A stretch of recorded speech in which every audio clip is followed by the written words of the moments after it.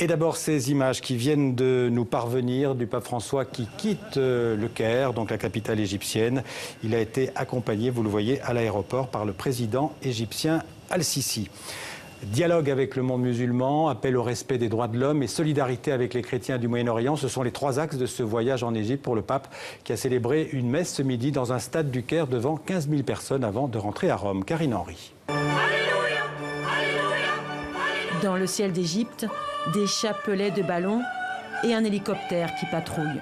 Cette messe attendue avec ferveur est sous très haute surveillance. À l'entrée du stade militaire, dans la banlieue du Caire, les fidèles franchissent les barrages de police. Leur enthousiasme n'a pas été refroidi par les attentats qui ont endeuillé la communauté chrétienne il y a 3 semaines, le dimanche des Rameaux. Rien ne peut nous empêcher de prier, disent-ils, pas même le terrorisme. C'est une journée historique pour moi. Je ne trouve pas les mots pour dire à quel point je suis contente que le pape visite le Caire et l'Égypte. C'est une chose importante pour la paix en général et pour la paix en Égypte en particulier. Ils sont 15 000, agitant dans une même main drapeau d'Égypte et du Vatican.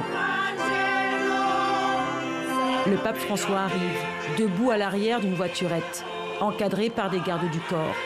Une entrée triomphale sous les acclamations. Souriant, le souverain pontife salue des enfants habillés en roi et reine d'Égypte. La messe commence. À 80 ans, le pape lance un bonjour en arabe. Assalamu alaikum. Oggi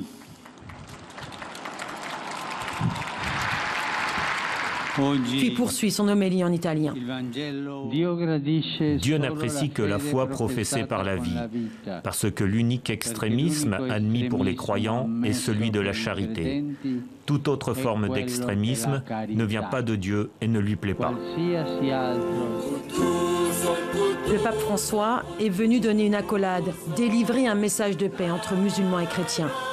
Les catholiques sont présents dans le pays depuis le 5e siècle. Ils sont environ 272 000 aujourd'hui.